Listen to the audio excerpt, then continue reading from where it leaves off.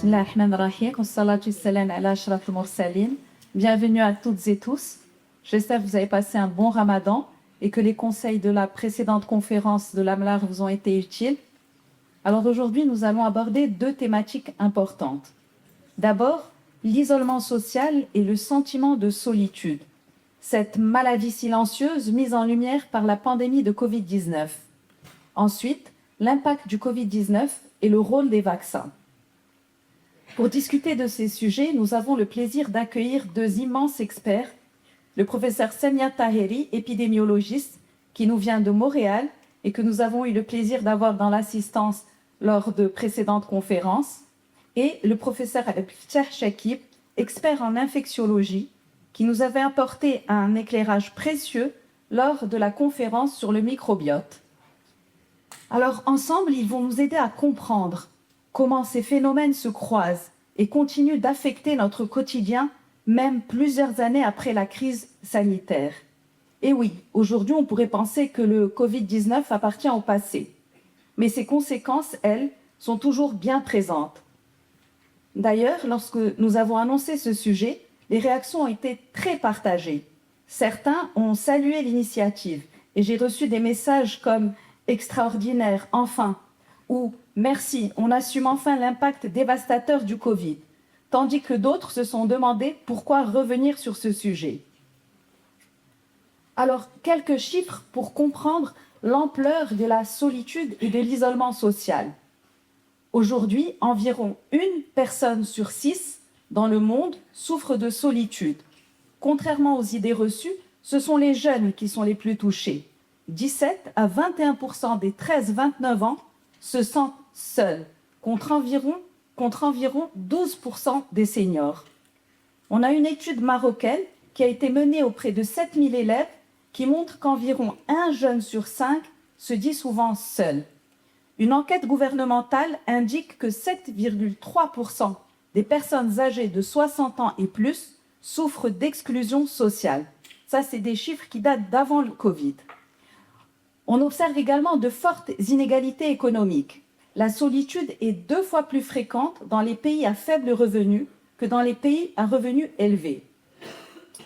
Et puis on a des chiffres totalement alarmants. La solitude est liée à environ 871 000 décès par an, soit 100 décès par heure. L'isolement social augmente le risque de mortalité de 23 à 29%, même après ajustement des facteurs de santé. L'isolement social est aujourd'hui considéré par l'OMS comme une maladie silencieuse, voire même comme un tueur silencieux, au même titre que le tabagisme ou l'obésité. Alors, si on utilise ce terme, c'est pour plusieurs raisons. D'abord, parce que les symptômes sont invisibles. On n'aura pas de douleur physique, contrairement à une majorité de maladies classiques. Ils s'installent progressivement, modifient le comportement et l'état psychique, sans que l'entourage, ni même parfois la personne elle-même, ne s'en rende compte. Ensuite, parce qu'il a un impact sur la santé physique et mentale. On aura un stress chronique avec une augmentation du taux de cortisol et un affaiblissement du système immunitaire avec tout ce qui va en découler, une hausse des risques cardiovasculaires avec une augmentation de 29% du risque de maladie cardiaque et de 32% du risque d'AVC. Et enfin, un déclin cognitif avec une progression accélérée de maladies comme l'Alzheimer et une augmentation de plus de 50% du risque de démence chez les seniors. Sans oublier que les personnes seules ont 2 fois plus de risques de développer une dépression. Et puis, il y a aussi le piège, le poids de la honte. L'isolement, c'est une maladie silencieuse parce que c'est une maladie, en fait, qui est taboue. Les personnes qui en souffrent ont tendance à se replier sur elles-mêmes par peur d'être jugées ou parce qu'elles se sentent inutiles. Et ça entretient un véritable cercle vicieux. Aujourd'hui, c'est devenu un véritable enjeu de santé publique. On parle même de pandémie de solitude. Des médecins prescrivent même des ordonnances sociales. Ils prescrivent de l'activité de groupe, du bénévolat, des rencontres intergénérationnelles. Le 23 mai 2025, l'OMS a franchi une étape historique en reconnaissant officiellement le lien social comme un déterminant majeur de santé publique. Et oui, la pandémie de Covid-19 a été le catalyseur majeur de cette reconnaissance. Elle a mis en lumière l'isolement social comme une menace cachée que l'on ne peut plus ignorer. Selon l'OMS, la prévalence mondiale de l'anxiété et de la dépression a bondi de 25% dès la première année de la pandémie. Et le taux de solitude sévère est passé de 6% avant le Covid à 21% pendant la pandémie. Alors nous avons l'honneur de recevoir le professeur Semia Taheri, dont les travaux portent sur les déterminants sociaux de la santé, notamment l'isolement social et le sentiment de solitude. À vous la parole, professeur. Mesdames et messieurs, bonsoir. Merci de votre présence. Je remercie Dr Beldry. Je pense qu'elle a fait la conférence à ma place, donc je vais rattraper tout le temps perdu très rapidement qu'on a eu à mettre en place l'ordinateur, ainsi de suite. Je ne sais pas ce que je vais dire de plus, mais avec les épidémiologistes, on peut toujours s'attendre à autre chose. Le point sur lequel déjà d'emblée je vais rebondir, on ne peut pas dire que c'est un sujet qui est connu. Non, c'est faux. Parce qu'effectivement, comme l'a souligné Dr Beldry, c'était un sujet, c'était une honte. L'isolement social. Elle a employé, si on a tous ouvert un tant soit peu les yeux, elle a employé cohésion sociale, isolement social, solitude, sentiment de solitude. Et là, je me rappelle d'un petit échange avec le professeur McKinsey. L'objectif des conférences de l'AMLA, c'est arriver à avoir un éclairement plus judicieux, plus scientifique sur certaines avancées qui malheureusement prêtent à confusion. Donc ça va être justement, malgré tous les points qui ont été abordés, qui vont me faciliter quand même les choses, Dr Beldry vient de souligner que, effectivement, ce n'est que récemment, c'est je vais revenir sur certaines dates qu'a avancé Dr Beldry, 2025-2026, que l'OMS et à l'échelle internationale, effectivement, on a décidé que le lien social, c'est différent de l'isolement social, la cohésion sociale est différente, le sentiment de solitude est différent de la solitude. Je vais avoir le loisir de les aborder assez rapidement et d'une manière assez simple quand même, mais d'un point de vue toujours épidémiologique, que l'OMS et dans le monde entier, que l'isolement social et le sentiment de solitude, c'est un problème de santé publique. Pourquoi? De par l'ampleur, vous avez vu les chiffres vous avez du moins entendu les chiffres qu'a annoncé Dr Beldry, des prévalences très élevées. Le deuxième point, c'est la gravité, c'est l'impact sur le plan santé. Et troisième point, les coûts économiques qui font que on peut dire sans hésiter, avec toutes les données scientifiques qui sont cumulées depuis quelques années, depuis avant, pendant et après la pandémie, que l'isolement social, je vais pour le moment me limiter à employer ce terme, est un problème de santé publique. Pourquoi c'est devenu un enjeu de santé publique? La problématique, elle était là, quoi? Mais quoi faire? Comment y répondre? C'est le défi de l'enjeu de santé publique où les décideurs politiques, le gouvernement, toutes les parties prenantes doivent trouver des solutions pour répondre à cette problématique. Quand je dis répondre, c'est au moins diminuer ce fléau et faire en sorte qu'on trouve des solutions parce que vous allez voir que la cohésion sociale, qui est la base du tissu familial, du tissu social, répond justement à cette problématique.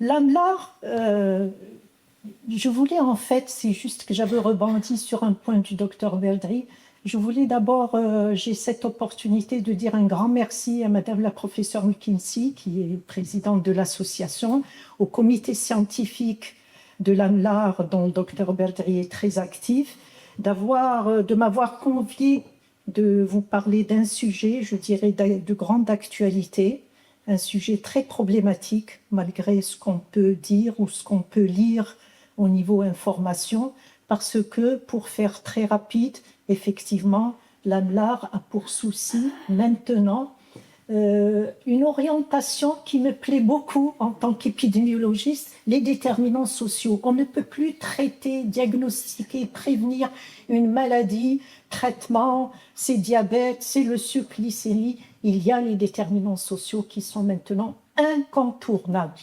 dans la prévention, dans le diagnostic et non même dans la thérapie, le diagnostic. Et l'isolement social, nous allons voir, c'est un déterminant social très important. C'est une maladie silencieuse, je vais être assez rapide parce qu'effectivement, elle est incolore, inodore, jusqu'à ce qu'il y ait vraiment des symptômes, des complications assez sérieuses qui font que... Mais moi, je rajouterais là-dessus que, indépendamment que ce soit un fléau du XXIe siècle, que ce soit une maladie silencieuse, c'est un phénomène quand même qui est très complexe et multifactoriel. Complexe pourquoi ? Parce que jusqu'à présent, on a associé l'isolement social ou la solitude à la précarité et au grand âge, au sujet âgé. Il n'en est rien. Elle a donné quelques chiffres, Dr Gaudry. Maintenant, c'est beaucoup plus, mis à part les déterminants sociaux. L'isolement est lié aux facteurs démographiques, socio-économiques, aux habitudes de vie, aux transitions sociétales et à plein de choses qui font qu'on ne peut plus, vraiment en termes de output, l'isolement est un facteur de risque qui ne produit pas de maladie, n'est pas la cause. C'est ça aussi qu'il faut vraiment bien valider. C'est-à-dire que c'est un gros facteur de risque pour le diabète, comme l'a souligné, pour les maladies cardiovasculaires. Mais en dessous de ça, c'est qu'il y a plusieurs facteurs qui interviennent en interaction et qui font que le output, l'isolement d'un diabète, est un facteur de risque important du diabète ou de maladies cardiovasculaires ou de la démence, etc. Malheureusement, je vais laisser le soin au professeur Chakib de nous parler un peu de Covid. Je vais aller très rapidement sur certaines dates.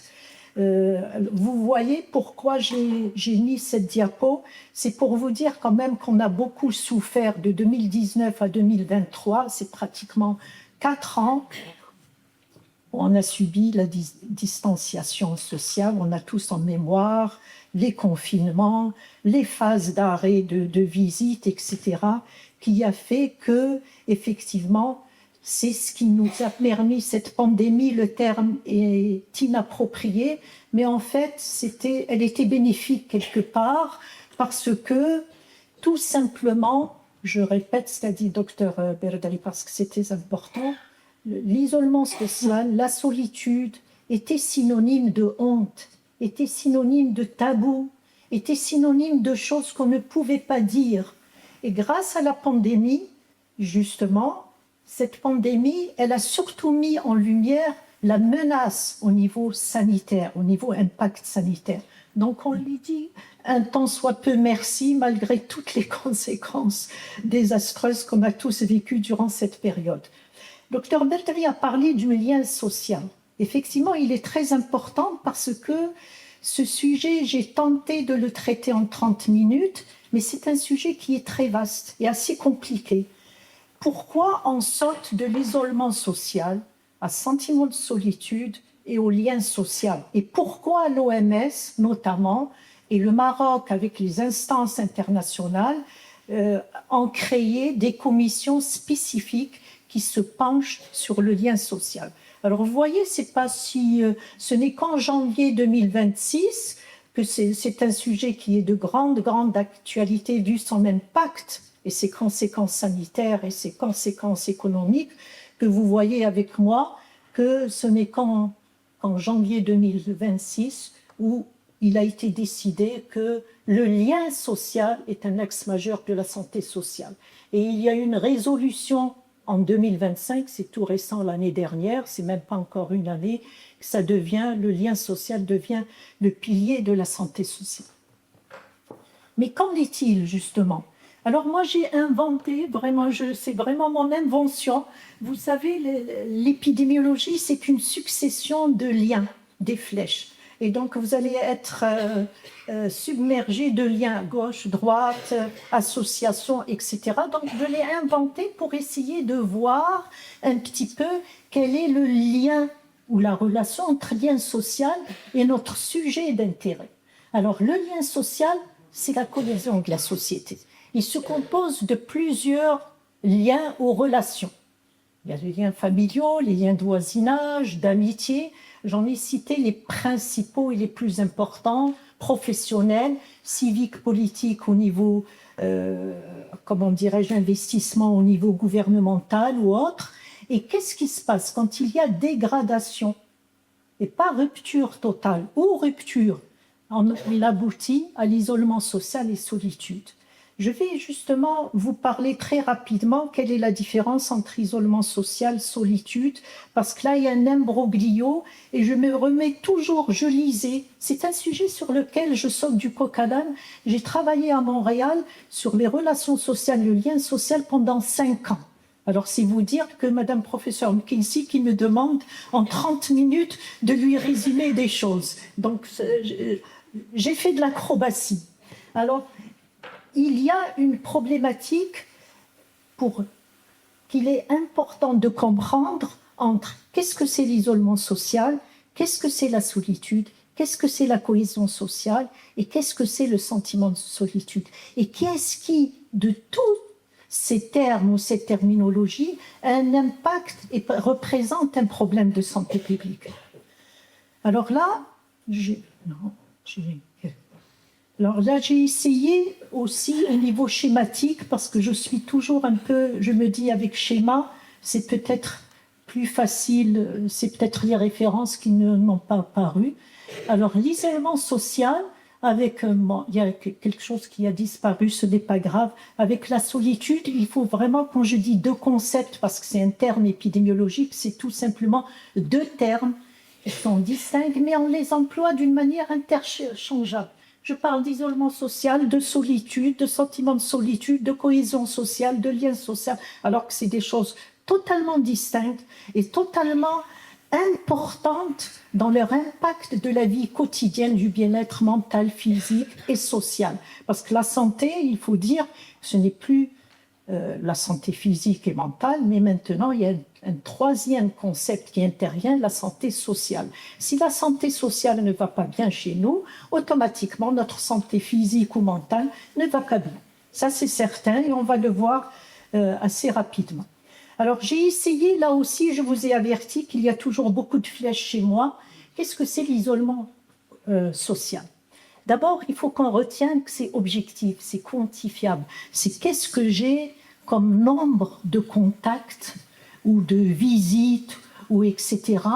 Et qu'est-ce qui fait? J'ai essayé de chercher, c'est encore assez flou dans la littérature, en toute humilité, et c'est pour ça que je reviens toujours à l'échange que j'avais avec Madame la professeure McKinsey, qui me dit « le but de l'AMLA, c'est d'éclairer le public et de lui apporter des choses pour qu'au niveau de la lecture, on sait quoi lire, quoi interpréter, etc. » Et j'avoue que j'ai voulu comprendre qu'est-ce que ça veut dire le manque de contact réel. Bon, j'ai essayé de fouiner, puis j'avais trouvé ça, moins de 4 contacts réguliers par semaine, hors membres du ménage, c'est-à-dire enfants, frères, sœurs.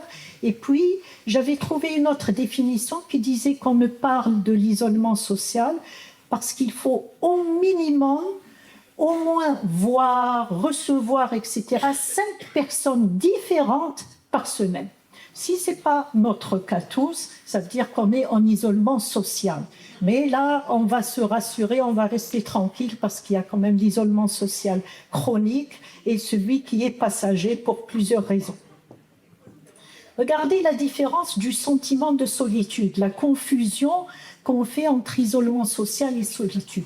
Moi, j'ai fait exprès au niveau du titre, même si Madame Dr Berdri et Madame Professeur McKinsey ont mis juste dans le titre « sentiment de solitude », moi, j'ai tenu à vraiment garder le mot « solitude » parce qu'il y a ce qu'on appelle la solitude choisie et la solitude ressentie. La solitude ressentie, c'est une solitude émotionnelle. La solitude choisie, je ne sais pas, lors de la dernière conférence, il y avait une jeune alpiniste, c'est ça, Dr Beldry, je ne sais pas si elle est là, et elle nous expliquait qu'elle avait besoin d'être seule pour se concentrer sur ses activités et ainsi de suite. Donc là, c'est 2 choses différentes. Si moi, je décide de prendre 1 mois d'isolement, de solitude, pour écrire un livre, pour réfléchir, pour repenser à ma vie, pour etc., je ne suis pas dans une solitude qui peut me porter, qui peut impacter ma santé. Par contre, le sentiment de solitude, il est différent, il est pernicieux, il est terrible, parce qu'on peut être très bien entouré et se sentir seul, parce que c'est la qualité qui entre en jeu. C'est ça la différence. Je peux avoir 1000 amis ici, mais je vais me sentir seule une fois vraiment. C'est une détresse psychologique interne. Elle est redoutable, surtout lorsqu'elle est vraiment, elle est la pire de tous les concepts qui concernent la cohésion sociale.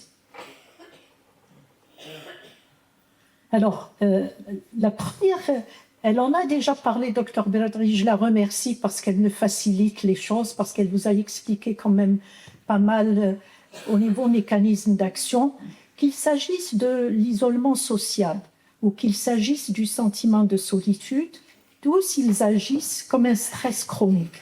Quand on est stressé, qu'est-ce qui se passe? C'est que l'isolement déclenche un stress qui va direct vers le cerveau, qui se met en état d'alerte, danger, hop, danger. Et quand il y a danger, automatiquement, tous les mécanismes, on va voir, biologiques, physiologiques, etc., se mettre en marche.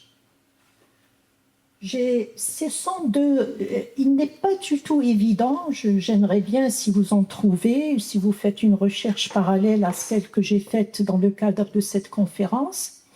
Il y a eu juste 2 mécanismes, j'ai essayé de chercher, qui ont été proposés, mais en fait, qui ne sont pas validés, c'est-à-dire que c'est comme ça. Mais on a essayé avec l'approche, avec les recherches, etc. Et vous allez voir que c'est un peu différent le mécanisme d'action de l'isolement social et du sentiment de solitude, mais ils se recoupent. Là, quand on est isolé, on a peu de contacts. Qu'est-ce qui se passe? En commençant même, parce qu'on a toujours parlé des personnes âgées, il y a des comportements, des changements dans le comportement qui s'opèrent, notamment la mauvaise hygiène de vie qui entraîne, c'est-à-dire que si on faisait de l'exercice physique, on va en faire moins ou pas du tout. Une alimentation mauvaise, c'est-à-dire que vraiment la malbouffe et ainsi de suite, les habitudes toxiques, l'alcool, la drogue, le tabagisme, ainsi de suite. Et puis, je sais pas qu'est-ce que... Il y a les médicaments, surtout chez les personnes âgées, il y a la non-observance des médicaments. Et puis, un point qui refait surface, Madame professeure Kinsey sourit, elle doit le connaître dans ses consultations, le syndrome de Gênes, on en parle peu parce que c'est vraiment... Et on a trouvé qu'il y avait un gros lien et c'était dans les 2 sens, c'est-à-dire que l'un entraîne l'isolement social et l'isolement social entraîne ce syndrome de Gênes qui est vraiment où la personne se laisse aller dans une mauvaise hygiène, une incurie, on appelle ça, je ne sais pas s'il y a un autre terme, et ça concerne surtout les personnes âgées s'il n'y a pas une surveillance ou des aidants dans ce sens, qui pose beaucoup de problèmes. Alors, regardez le mécanisme du sentiment, je dirais, de solitude. Ça résume ce qu'a dit tout à l'heure Dr Beldri. Alors, vous voyez, c'est comme un signal de détresse. Dès qu'il y a stress, automatiquement, en fait, la flèche va dans les 2 sens. Et puis, il y a donc des mécanismes qui sont mis en jeu pour un problème pratiquement de survie. Et puis, alors, j'ai mis un point d'interrogation. Il n'y a rien encore comme évidence au niveau de la mémoire ou du déclin cognitif. Mais je répète, ce ne sont que des facteurs de risque. Ils ne causent pas la solitude, le sentiment de solitude, etc. ne cause pas le sommeil, est un très gros facteur de risque du sommeil, des troubles mentaux, anxiété, particulièrement dépression, etc.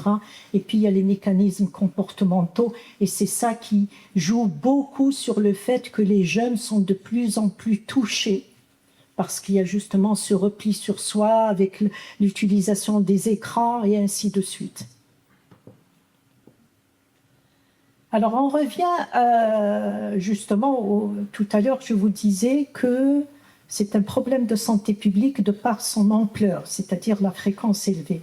Regardez, elle a déjà avancé, mais il est possible que mes chiffres, je n'ai pas vraiment noté ce qu'a dit Dr Beldri, les chiffres, si vous allez chercher, que ce soit avec l'IA ou dans des revues, les chiffres vont différer pour une raison très simple.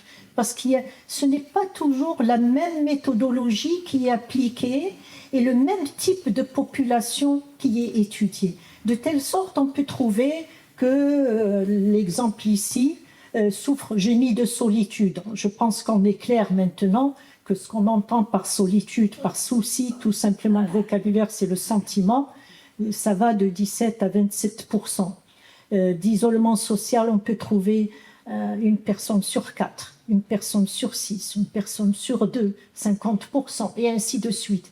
Mais d'une manière globale, avec une fourchette déterminée, les taux rapportés par l'OMS sont en général pratiquement similaires dans une fourchette donnée dans l'ensemble. J'ai essayé de m'intéresser un peu à ce qui se passe. Il y a eu là, c'est toujours une étude mondiale, pourquoi j'ai tenu à vous la projeter, parce que c'est plus, quand je vous dis la complexité du phénomène, où c'était associé au grand âge, personnes âgées de 65 et plus, n'est plus d'actualité. Beaucoup de jeunes regardaient de 19 à 25 ans dans plusieurs pays, 27%, les 65 ans et plus, 17%, et le taux global dans la population générale, 15 ans et plus. C'est pour vous dire combien c'est complexe comme phénomène. Alors, les États-Unis, c'était intéressant pour une raison simple, parce que c'est l'un des pays qui s'est penché bien avant la Covid sur ce problème, parce que ce problème est vraiment grave et récurrent chez eux.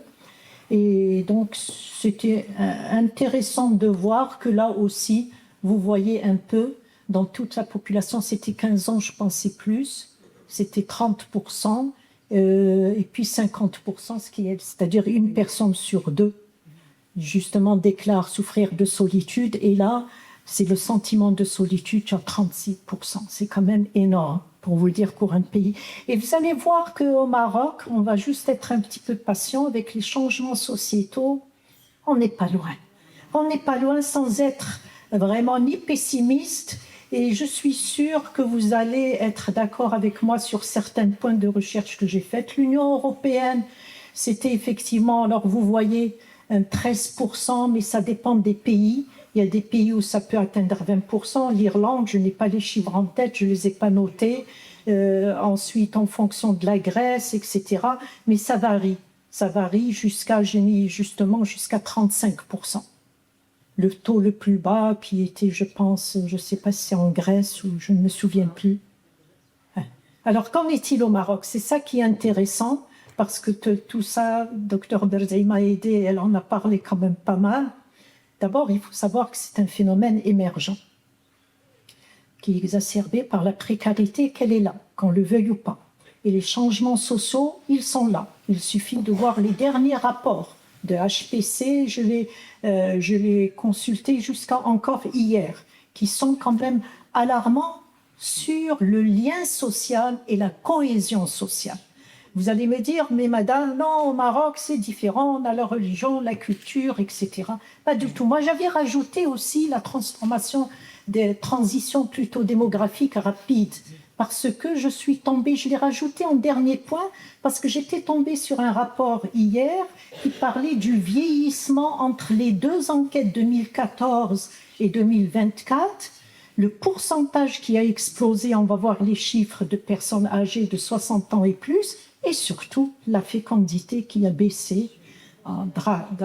Et là, ce sont deux phénomènes où la sonnette d'alarme est tirée au niveau gouvernement marocain. Donc, il ne faut pas se méprendre pour plusieurs raisons. Là, c'est une diapo aussi que j'ai essayé vous voyez avec mes flèches, c'est l'épidémiologie, c'est les flèches, etc. Est-ce que, moi j'aimerais bien justement avoir un son de cloche, quelqu'un qui me dit « Madame, je ne suis pas d'accord avec vous. » Moi j'ai fait non, c'est faux, ça ne se passe pas comme ça. Il y a un éclatement des structures familiales. Est-ce que vous allez me dire oui ou non? Parce qu'il y a les formes de solidarité qui sont affaiblies, qu'on le veuille ou pas. Qu'on le veuille ou pas. Moi, je vais commencer par moi. Je rigole quand je parle avec des amis. Je leur ai dit, j'ai fait des enfants, mais je les ai fait à l'export. J'en ai un, je vous assure. Je leur dis, j'en ai un qui est aux États-Unis, 2 à Montréal, j'ai exporté. Voilà. Voilà, je suis là avec monsieur, heureusement qu'on a encore la force de prendre l'avion, etc. Mais il y a une réalité et je connais beaucoup d'amis qui sont dans le même cas. Voilà. Pour ne pas dire je connais pas mal, je reste assez prudente quand même. Parce que c'est sûr qu'il y a des réactions. Non, madame, au Maroc, on a la religion, on a la culture, on a des traditions, mais elles sont bousculées, et qu'on le veuille ou pas. Je vous dis, moi je rigole, je leur dis que j'ai fait des enfants à l'export. Vous avez la mobilité géographique, elle est là, que ce soit jeunes, moins jeunes et même personnes âgées. Vous avez, au niveau du voisinage, je vais vous, parce que Dr Bert, elle a avancé des chiffres pour l'isolement social et la solitude. Moi, je vais vous avancer une diapo. J'ai essayé d'être le plus simple que possible. Entre 2011, 2013 et 2000, je pense, 16 ou 22, je vais voir, je n'ai pas une bonne mémoire, hein. Je ne suis pas de toute jeunesse, vous avez vu. Grâce à la pandémie, j'ai les cheveux blancs. Donc, au moins, j'ai réussi cette acrobatie. Et vous allez voir que vraiment, qu'au niveau du voisinage au Maroc, je parle d'études marocaines, on se limite à se dire au moins un petit bonjour. Qu'en est-il du voisinage? Moi, je fais partie d'une génération, quand mes enfants étaient en bas âge, là, je vois des jeunes, on faisait le covoiturage, c'est comme ça, covoiturage. Quand les enfants arrivaient, que les parents étaient pris, ils tapaient à la porte chez les voisins, prenaient leur goûter, ils étaient en sécurité. Dans le temps de mes parents, non, mais de ma génération, je suis encore jeune, mais dans le temps de mes parents, c'était encore mieux. Si on avait besoin de sel, d'ail, ou on allait taper chez le voisin, qu'en est-il? À peine un petit bonjour. Là, vous allez voir les chiffres. C'est pour ça que moi, j'aimerais que quelqu'un me dise « Madame, vous avez tort, au Maroc, c'est un pays de tradition, de culture. Madame, j'aimerais, c'est pour enrichir, je vous dis, c'est un sujet. Professeur Hankinsi m'a demandé de l'aborder. Moi, j'ai travaillé sur le lien social 5 ans. 5 ans à Montréal, pour vous dire un petit peu. Donc, j'aimerais bien. Alors, vous voyez aussi, il y avait autre chose qui avait retenu mon attention, l'individualisation des parcours de vie. Moi, j'aimerais bien savoir qu'il y ait une main qui se lève, qui me dit, quand je dis à mon enfant, tu dois rentrer, tu dois rentrer. Tu vas faire ce métier, tu vas faire ce métier. Ça n'existe plus.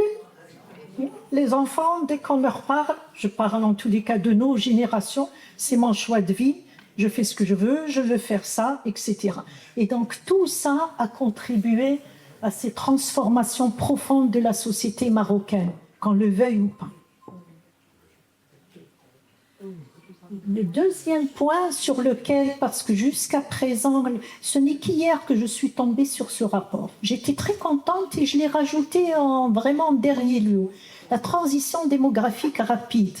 Ce rapport par le Haut Commissariat de la population et de l'habitat, c'était frappant. Regardez, de 13,8, je ne sais pas ce qui est 2024 à 9,4% 2014. Regardez la baisse de la fécondité.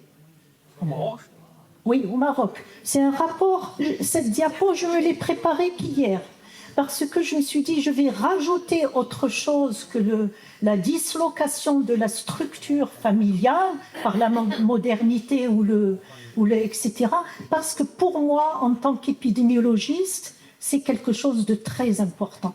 S'il y a peu d'enfants, s'il y a plus de personnes âgées, s'il y a ces transformations sociétales, s'il y a, etc., l'augmentation de l'espérance de vie où la femme vivait un peu plus que l'homme, mais ils se sont rattrapés parce que c'est même les mêmes habitudes de vie, le mode de vie, donc on est égaux maintenant au niveau d'espérance de vie, à peu près. Mais moi, il y a un autre point que j'ai rajouté de moi-même aussi, j'ai horreur de dire le jeu est haïssable. Ça, c'est surtout pour la démographie galopante. Je me suis dit, qu'est-ce qui se passe? Avant, les enfants soutenaient. Je ne parle pas parce que de toute manière, vous avez vu, et Dr Berdaï l'a signalé tout au début, ce n'est plus l'isolement social ou le sentiment de solitude, il n'est plus associé uniquement à la précarité. C'est toutes les sphères sociales qui sont touchées. C'est tous les âges qui sont touchés. Et c'est pour ça que c'est un problème qui est complexe. Et donc, automatiquement, ça empathie. Mais moi, il y a un autre point, une autre préoccupation. J'étais en train de faire un peu de recherche et puis quelque chose qui m'est cher, la stigmatisation des troubles mentaux. Pourquoi ça m'est cher? Parce que j'y ai travaillé dessus dans un pays où la stigmatisation est combattue. Au Canada, en Amérique du Nord, on n'a pas le droit de stigmatiser telle pathologie, tel handicap. Ça relève même du pénal à la limite. Alors ça m'a frappée. Il y a eu 2 enquêtes nationales qui ont été menées par 2 éminents professeurs d'université, professeur Moussaoui, professeur Nadia Kaderi, etc. Et je sais qu'à l'époque, ça fait un peu un tollé. Oh, comment un Marocain sur 2? J'ai recoupé un petit peu d'autres études sur les troubles mentaux. Et là, effectivement, qu'on le veuille ou pas, j'ai trouvé cette tranche de pourcentage qui ont au moins souffert de troubles psychiques. Et puis, ce qui était intéressant pour moi, j'ai poussé un petit peu les investigations de la dépression. Pour être honnête, je n'ai pas cherché est-ce que c'est la dépression majeure ou mineure ou symptomatologie. En tous les cas, c'était englobé dans le trouble dépressif, anxieux. Qu'est-ce qui se passe? Quand il y a une stigmatisation, et on le sait, elle est là, elle existe au Maroc. Pourquoi je vous dis ça? En toute humilité, j'ai travaillé 4 ou 5 ans sur la stratégie de prévention sur le suicide, qui était un tabou, une stigmatisation dingue. Il a fallu presque 6 ans de travail avec les autorités internationales gouvernementales pour arriver à lever ces tabous et cette stigmatisation. On en est là. Je me suis dit, peut-être qu'à la fin de la communication, je vais dire au professeur McKinsey et à son comité scientifique de se pencher sur une stratégie de prévention de l'isolement social et du sentiment de solitude. Je pense que ça rendra service à beaucoup de choses. Donc, automatiquement, il y a l'autostigmatisation. L'individu lui-même, il est le repli sur soi, plus la stigmatisation. Les recherches ont montré que même au niveau du personnel médical, et ça dépend surtout lorsqu'il s'agit des personnes âgées. Il ne faut pas se faire d'illusions, la réalité est tout autre.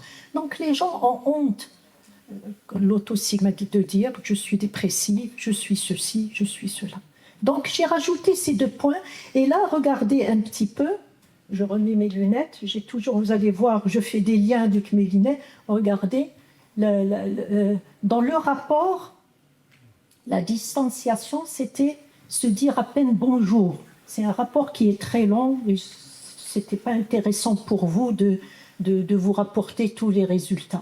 Alors vous voyez que ce soit en 2011, c'était 47,4%, en 2016, 52%, et en 2023, c'est lié à la pandémie parce qu'elle a quand même rendu service un tant soit peu sur certains points. C'est pour vous dire qu'il y a eu perte ou rupture de certains liens qui étaient fondamentaux pour la cohésion sociale marocaine. Alors, les facteurs de risque, elle en a abordé, Dr Berdari, je la remercie parce que ça me facilite.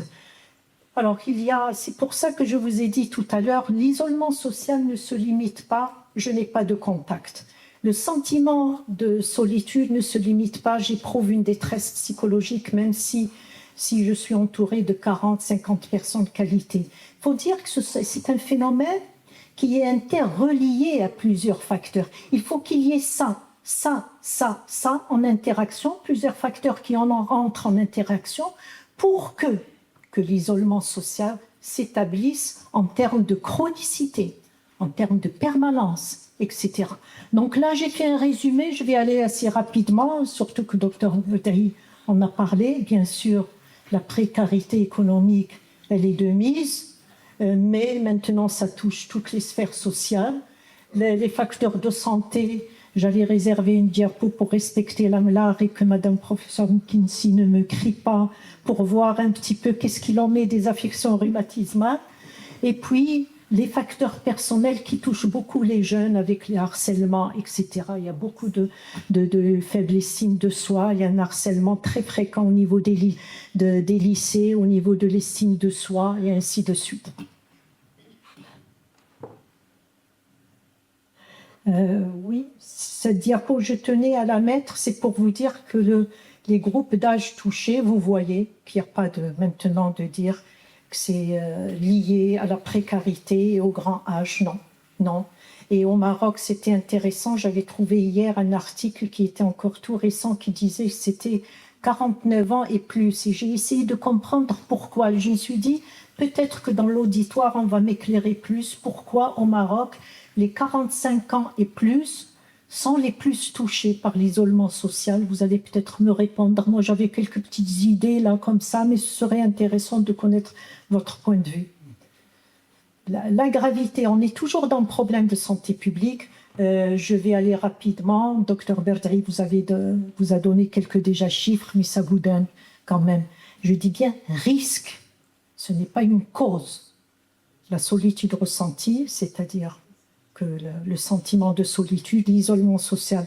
Et c'est comparable au tabagisme, les chiffres qui ont été avancés au tabagisme, 15 cigarettes par jour. Ça vous donne une idée un petit peu comme facteur de risque. Et je vais aller rapidement, Dr Berdri également les a énumérés tout à l'heure, ça augmente le risque de maladies coronariennes, de diabète, etc. Déjà, si vous revoyez un petit peu, vous relisez un petit peu stress qui déclenche l'hormone de cortisol, ensuite le pic de glycémie, etc. Tout se comprend, les mécanismes biologiques et physiologiques qui se mettent en place. Dépression, effectivement, docteur Berdri, j'ai validé, c'est 2 fois plus de dépression, absolument. Et les affections rhumatismales, il y a des spécialistes ici. Ce que j'ai un petit peu saisi, et peut-être que Dr Berdri ou professeur Hankins, toute l'équipe, c'est que c'est bidirectionnel. C'est-à-dire que l'isolement aggrave les affections rhumatismales et les affections rhumatismales aggravent l'isolement social. C'est-à-dire en même temps, c'est une conséquence et un facteur aggravant. J'ai pris l'exemple de l'arthrose du genou. Moi, la question que je voulais poser à ces spécialistes rhumatologues, est-ce que ça concerne les affections rhumatismales chroniques? C'était pas spécifié parce qu'il y a d'autres affections rhumatismales qui se guérissent, donc qui n'entraînent pas ce cercle vicieux. Je ne sais pas. En tous les cas, c'est un entraîne l'autre, c'est-à-dire le repli qui va augmenter la douleur, le retrait des relations sociales, et ça n'en finit jamais. L'impact socio-économique, c'est indéniable, on ne peut pas le squeezer. Vu ces pathologies qui sont des pathologies lourdes et coûteuses pour la société, je vous ai donné, au Maroc, il n'y a pas de chiffres parce qu'on s'est beaucoup penché sur le lien social et la cohésion sociale. Mais il n'y a pas eu vraiment examen de ces deux concepts. Donc, je n'ai pas trouvé de chiffres, mais ça vous donne une idée combien ça coûte. Je reviens un petit peu en arrière, oui. Pourquoi ces coûts économiques? Lorsqu'on est en isolement social, au sentiment de solitude, automatiquement, il y a de la dépression, il y a de l'anxiété, il y a des arythmies, il y a des etc. et ainsi de suite. Alors il y a des hospitalisations, des visites médicales, ainsi. Ça peut amener à l'AVC. On a vu la probabilité de développer les AVC démence qui sont élevées quand même. Donc c'est des soins de longue durée qui sont très coûteuses. Et puis il y a ce qu'on appelle les coûts informels, parce que ça c'est des coûts vraiment qu'on peut quantifier. C'est les arrêts de travail, la perte d'énergie et ainsi de suite. Ah, c'est pas mal. Ah non, j'ai dépassé? Non, c'est pas grave. Je vais aller, je suis à la fin. Ouais. J'étais contente que tu aies abordé. Donc là, c'est un peu ce qu'on avait dit. Quels sont les défis? Là, c'est impossible d'énumérer quels sont les défis, les approches qui sont faites, etc. Moi, personnellement, un peu sur la base de l'expérience de la stratégie de prévention du suicide, c'est surtout éliminer les tabous, la stigmatisation, éduquer, informer, communiquer et impliquer toutes les parties prenantes. Quelques suggestions qu'on retrouve dans toute lecture qu'on fait. Le plus important, et ça rejoint la prochaine communication de l'AMLA, les aidants, l'aide à domicile, surtout pour les personnes âgées, parce que vous avez vu le cercle vicieux, ça va jusqu'au syndrome Diogène, l'incurie, donc c'est quelque chose. Et puis une attention particulière, ce n'est plus les personnes âgées, les jeunes, différentes tranches. Et puis je termine par une citation d'un éminent chirurgien américain, un grand chercheur, qui dit qu'on a l'obligation maintenant de faire les mêmes investissements comme on l'a fait pour les autres problèmes de santé, le tabagisme, l'obésité. Voilà, merci de votre attention. J'espère que j'ai... Merci infiniment. Merci infiniment pour votre présentation extrêmement enrichissante. Merci d'avoir fait le déplacement. Surtout, merci beaucoup, beaucoup, beaucoup. Alors, en vous écoutant, j'ai pensé à des patients que je vois à l'hôpital et qui viennent tous les jours malgré leur handicap. Et en fait, ils viennent pour sociabiliser, en fait, pour voir du monde, parce que c'est des patients qui habitent seuls. Alors, des fois, ils disent, j'ai oublié une ordonnance, ou je voudrais voir tel médecin. Et ils viennent pour voir du monde. Alors, Mère Thérèse disait, la plus grande souffrance, je vais mettre mes lunettes aussi, la plus grande souffrance, c'est de se sentir seul et de ne pas être aimé. C'est la pire maladie que l'être humain puisse connaître. Elle a exprimé cette idée à plusieurs reprises dans des discours et des interviews, notamment lors du prix Nobel de la paix en 1979, où elle insistait déjà sur la solitude comme pauvreté majeure. Si Mère Thérèse est décédée en 1997, ces mots résonnent encore plus aujourd'hui, après une période marquée par l'isolement social et ses conséquences. Alors on va passer au deuxième sujet. Personnellement, pas un jour ne passe sans qu'un patient ou même un ami n'évoque une conséquence du Covid ou du vaccin. Alors, réalité clinique ou simple perception? Ces symptômes sont-ils réellement causés par eux ou leur sont-ils seulement imputés? Existe-t-il un lien causal établi ou s'agit-il d'une interprétation liée au contexte et au timing? Jamais un vaccin n'avait suscité autant de polémiques à l'échelle mondiale et la rapidité de son développement a également suscité de la méfiance. Les réseaux sociaux ont beaucoup amplifié le phénomène et on a tous vu des débats sur les libertés individuelles face à la vaccination. Ça a fait émerger des positions très opposées entre pro et anti-vaccins, avec des échanges parfois très vifs. Alors, qui mieux que le professeur Chekib El Fattah pour nous éclairer et nous remettre les idées en place sur ce sujet? Le professeur Chekib a été fortement impliqué dans la gestion scientifique du Covid au Maroc. Rappelons-le, pendant la pandémie, il a notamment participé à l'analyse de la situation épidémiologique. Il a contribué à l'interprétation de l'évolution du virus, des vagues épidémiques et des formes graves, et il a participé aux réflexions sur les protocoles de traitement, l'organisation des services d'infectiologie. Alors, nous avons hâte de vous entendre, professeur Chekib, la parole est à vous.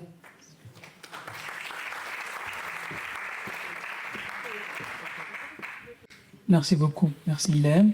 Donc, merci à l'AMLAR, merci Madame Kitsi. Alors, je vais essayer de mettre mes diapos.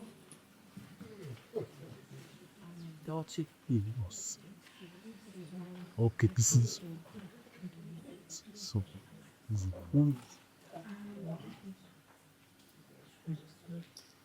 Alors, Madame Kitsi, que je remercie énormément, m'a posé une question un peu difficile. Pas vraiment.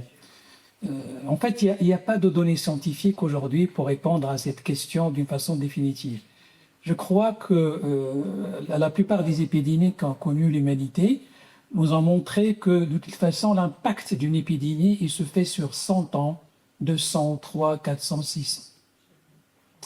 Alors, du coup, moi, je vais essayer de faire, bien sûr, évoquer quelques points qui sont actuellement discutés ou qui ont été discutés, ou tout bêtement, au moment de l'épidémie, et redonner mon point de vue et agrémenter de temps en temps par des points de vue d'autres personnes. Alors, le premier point qui a été très contesté, et qui a d'ailleurs malheureusement été à l'origine d'isolement nécessaire et obligatoire, c'était le confinement. Alors, le confinement nous a été très critiqué. Pourquoi vous avez confiné? Pourquoi vous avez arrêté l'activité? Pourquoi vous avez arrêté les avions? Parce que tout bêtement, on ne savait pas arrêter le virus. C'est aussi simple que ça. Il y a un grand philosophe israélien, on peut le dire, Harari, vous connaissez certainement, qui a écrit beaucoup de livres. qui, dans un de ses livres, il a dit, au lieu d'emprisonner les virus, on a emprisonné le monde. C'est vrai. Parce qu'on ne savait pas emprisonner le virus. C'est un virus qui a été malheureusement, très probablement fabriqué dans un laboratoire, à partir d'un virus qui existe dans la nature. Le coronavirus existe dans la nature, ça c'est une réalité, mais il a été un petit peu modifié dans un cadre de travaux de recherche, et on ne va pas détailler pourquoi il est sorti, etc. Et du coup, on avait peur de deux choses, qu'il fasse beaucoup de l'or, ce qui n'était pas exclu, parce qu'on avait avant l'expérience de la grippe aviaire, qui disséminait les volailles, et puis qu'on ne savait pas comment il allait, vous avez vécu avec nous toute la discussion, par rapport à qu'est-ce qu'allait devenir, est-ce qu'il va lutter, et d'ailleurs, vous avez vécu avec nous la valse des noms, le virus chinois, le virus brésilien, le virus, etc. Puis après le alpha, le bêta, le gamma, le machin, etc. Mais il y avait d'autres raisons. Pour être clair avec vous, c'est tout bêtement parce que le système de santé international n'était pas prêt pour gérer une épidémie aussi importante. C'est aussi simple que ça. Et pour vous donner des idées réelles, c'est-à-dire donner des idées sur le Maroc, je vais revenir à ça, l'impact. Lorsqu'on a eu l'épidémie, le Maroc était là. Alors, je ne sais pas si on a... La petite fléchette de Madame Tahiri est partie avec. Merci. Non, mais c'est pas grave, je vais montrer. Le Maroc est là. Alors ça, c'est très simple, ça c'est le nombre d'hôpitaux, le nombre de structures de soins qui sont disponibles actuellement pour les citoyens marocains. Alors, et ça, c'est un truc de 2021. Merci beaucoup, Madame Tahiri. Alors, le Maroc est là. Alors, vous voyez, donc là, on parle de petits pays parce qu'il y a très peu de monde dans le Kazakhstan, machin, etc. Et le Maroc est là. Donc, en fait, qu'est-ce qu'on avait pour une norme? Ça, c'est très important de discuter. Pour une norme, ça veut dire qu'on doit avoir facilement, pour parler vraiment de prise en charge correcte en termes de nombre de lits d'hôpitaux pour 100 000 habitants. Donc, on est là, on doit avoir 30 pour 100 000 habitants. Nous, on était à moins de 5. Donc, qu'est-ce qu'on craignait? On craignait ce qui s'est passé en Inde. Les malades, ils mouraient dans les rues. Les gens, ils se levaient le matin et ils voyaient 40, 50 personnes décédées à côté d'un feu rouge. On craignait ce qui s'est passé même en Égypte, même en Tunisie. Il y a eu un dépassement, malheureusement, de structures sanitaires. Et bien sûr, il y a d'autres éléments qui sont très importants. L'autre élément qui était très important, et qui l'est toujours, malheureusement, c'est qu'on avait très peu de médecins. Donc, qui va traiter ces gens? Si on laissait les gens se contaminer, qui va les traiter? Alors, jusqu'à aujourd'hui, d'ailleurs, le problème persiste. Excusez-moi. Donc, je vais revenir au problème de nombre de médecins. Le problème de malades est encore plus compliqué quand on l'imagine dans une épidémie. Parce que quand vous avez un malade qui a un rhumatisme chronique, vous cherchez un rhumatologue, comme Mme Professeur qui est ici, et vous allez voir, vous prenez votre consultation, vous allez voir, vous prenez des médicaments, et le monde est magnifique. Parce que vous êtes soulagé. Mais quand vous avez 15 malades par seconde qui se contaminent, vous avez beau avoir de malades, mais le système est complètement dépassé. Alors, quand le système est dépassé, qu'est-ce qu'on fait? On cherche plus de médecins. Mais c'était impossible. Parce que d'une part, tous les pays retenaient les médecins. Vous vous rappelez ce qui s'est passé? Il y a des médecins qui ont donné le double, triple salaire à des médecins pour les retenir, je ne sais pas, moi je dis des choses, à Dubaï, etc., en Europe et tout. Donc nous, on ne pouvait pas importer des médecins, ce n'était pas possible. D'ailleurs, tous les pays étaient dans la même situation, à tel point que les Français avaient des files d'attente dans les urgences de 3 jours, 4 jours, 5 jours. La deuxième chose, on peut éventuellement ne pas apporter des médecins, mais déplacer des malades. et on ne savait pas faire. La France, il l'a fait. Parce qu'elle a déplacé les malades de la France en Suisse, en Italie, etc., en fonction des lits qui étaient disponibles. Mais nous, on n'a jamais été confrontés à cela. Alors, ce qui nous a énormément aidé, c'est en fait les militaires, les médecins militaires, parce qu'eux, ils étaient déjà confrontés à des crises comme ça, et ils nous ont aidés à déployer ce qu'on appelle qu'on peut appeler une tente, des grandes tentes, mais en fait ce qu'on appelle des hôpitaux de campagne. C'est-à-dire mobiles, exactement, mobiles, qu'on connaissait. Moi, j'ai beaucoup travaillé sur ça quand il y avait Ebola. Heureusement, donc, Ebola n'est pas rentré au Maroc. J'avais travaillé avec une grande équipe qui a été d'ailleurs présidée par un grand monsieur qui est parti à la retraite, ce qu'on appelle le commandement central de la sécurité, etc., sanitaire. Et on avait fait ça, on avait prévu de mettre une grande tente comme ça à côté de l'aéroport Mohamed V si on avait 1 ou 2 cas ou 3 cas d'Ebola, pour ne pas faire rentrer la maladie à Casablanca. Mais on ne savait pas prendre les malades, les mettre dans des TGV, dans des avions sanitaires et les déplacer. Bon, maintenant, on est en train d'apprendre, c'est très important. Et d'ailleurs, vous avez constaté qu'un des apprentissages, des scénarios qu'on avait réalisés au moment de la Covid, a été appliqué au Sabakbir récemment. Après les malades, on a pris la population, excusez-moi, qui était pas malade, on a pris la population, on a déplacé tout le monde pour éviter, au lieu d'attendre que le danger s'approche de nous, on va laisser le danger dans le vide. C'est-à-dire qu'on va laisser le danger seul et nous, on va changer de place. Alors, ça, c'était une solution. La deuxième solution, c'était construire. Mais c'était la folie. La Chine a construit un hôpital en 10 jours. En 10 jours. Il y a des pays qui ont essayé, hein, mais parmi les pays européens, ils n'ont pas réussi. Donc nous, on était piégés. Et je crois qu'il est très utile de dire aujourd'hui qu'il faut qu'on prépare notre pays aux prochaines épidémies. C'est très important. C'est ça la leçon la plus importante qu'on a appris. D'ailleurs, vous l'avez certainement constaté, depuis, donc, il y a dans toutes les régions du Maroc, Sa Majesté le Roi a décidé qu'il y aura, d'ailleurs c'est en cours de construction, un centre hospitalier universitaire, un CHU avec une faculté, etc. Comme ça, on aura au moins l'indépendance des régions. Et après, à ce moment-là, on peut déplacer éventuellement les malades. Vous imaginez, par exemple, on a vécu récemment avec l'épidémie de rougeole, on peut par exemple déplacer des malades de la région de Grand Casablanca, parce qu'on a très peu de médecins, beaucoup de population, vers la région, par exemple, de Gness, ou la région de Rachibia, etc., ou la région de Goulmé. Mais encore faut-il trouver les moyens pour le transport, pour les trucs, la logistique, etc. Mais je crois, il y a des gens qui travaillent, ne vous inquiétez pas, il y a des gens qui travaillent là-dessus, il y a des scénarios qui sont en train d'élaborer. Après, bien sûr, bon là c'était juste pour vous montrer les trucs.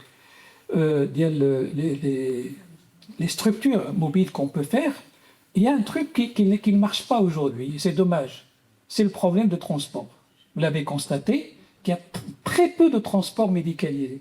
Même à Casablanca, toutes les ambulances ne sont pas équipées en oxygène, ne sont pas équipées. Là aussi, il y a un travail énorme qui est en train d'être fait. Il y a un texte de loi qui est produit déjà, va être voté, etc. Et on va... heureusement qu'on a d'ailleurs, ça c'est un des bénéfices du Mondial 2030, tout le monde va obéir à des règles strictes en tel le transport médicalisé, etc., etc. C'est-à-dire, l'État va créer des sociétés pour transport médicalisé. Donc, on va oublier des catastrophes comme là aujourd'hui. Il y a des gens qui ne sont pas formés pour le ramassage, par exemple, ce qu'on appelle la visite hospitalière. Ramassage des gens, ils doivent ramasser quelqu'un qui a un accident. Alors après, bien sûr, il y a aussi des choses très compliquées. Rappelez-vous, on manquait d'oxygène.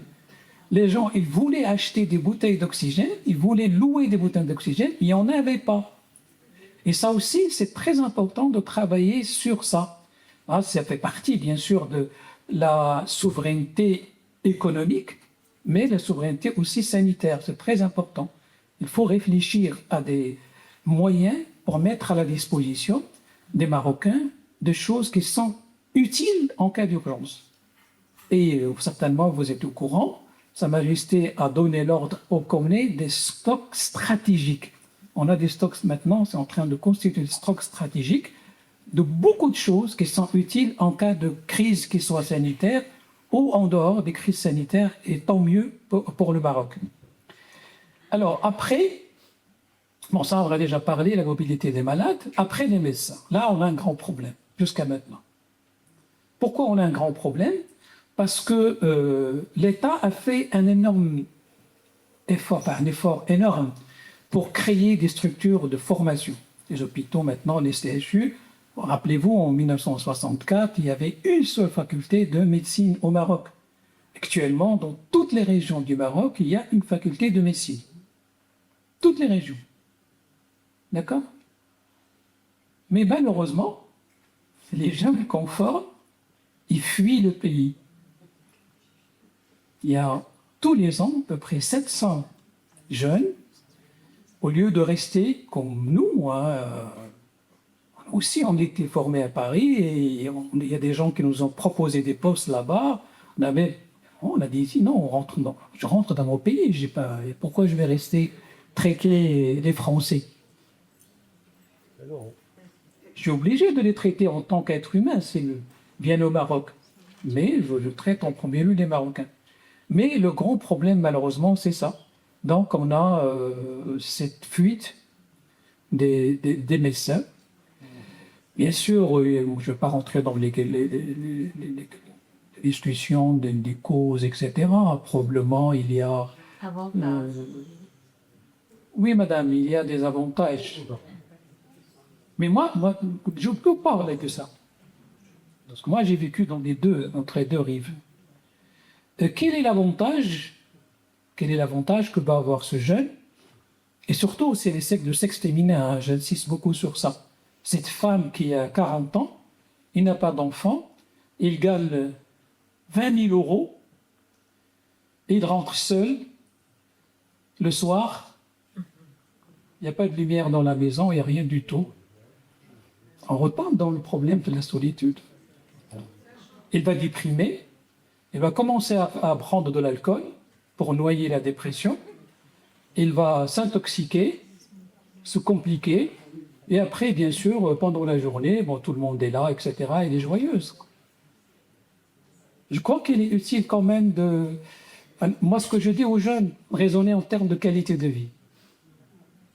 C'est vrai qu'ils ont beaucoup de moyens, qu'ils ont beaucoup de choses, etc., mais je crois en termes de qualité de vie, on a quand même une certaine qualité de vie.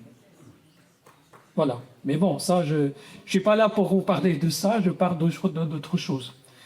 Alors, donc, il y a énormément, malheureusement, de déficits. Je ne vais pas vous parler de... C'est très simple, je peux résumer dans cette diapositive. On a besoin aujourd'hui de 45 000 médecins, nouveaux médecins, 45 000 aujourd'hui, et on a besoin de 90 000 infirmières. Les infirmières, ils sont volés, je dis ça comme ça, moi j'ai pas, volés par le Canada, et les médecins sont volés par l'Allemagne, et par la France, et par la Suisse, et par la Belgique, etc. Pas plus c'est plus un poids qu'un mot. Parce que quand elles sont formées, ils ont le choix. Non, d'émigrer en Europe. J'ai un ami qui forme des gens avec le croissant rouge, et tous ceux qui partent sont embauchés soit en Allemagne, soit en France, soit en Angleterre. Ça coûte à l'État, mais en même temps, quand ils partent, ils remettent les devises à Montréal, l'État gagne, dans tous les cas. Parce qu'ils sont paumés environ. Non, il n'y a pas de souci. Donc, pourquoi 4 dirhams, et en fait, durant les 2 entre 15 000 et dirhams. Et le premier mois... Vous permettez que je vous explique juste pourquoi je parle de vol? Non, merci, monsieur. Votre éclaircissement m'intéresse beaucoup. Et pourquoi je vous parlais de vol? On vole quelque chose qui appartient à l'autre. Vous êtes d'accord avec moi? Ça, c'est la définition basique en français du vol. Je prends quelque chose qui appartient à l'autre, sans consentement, en cachette. Ou j'utilise les stratagèmes pour le prendre sans qu'ils se rendent compte. C'est ce qui est passé malheureusement par les Européens pour les médecins marocains. Mais maintenant, attendez, je vous explique plus. Les Marocains forment des médecins. S'ils forment des médecins, pour le Maroc. Moi, si la France ou l'Allemagne, un jour, ils viennent me dire « J'ai besoin que vous me formez des médecins », moi, je suis preneur. Je peux parler de ça. Moi, je suis doyen d'une faculté, donc je peux vous parler de ça. Je suis preneur. Je peux vous former 100, 200, 300, mais il n'y a pas de souci. Mais c'est vous payez tous les frais de la scolarité. Un étudiant en médecine, ça coûte à l'État 1 million de dirhams. 100 millions.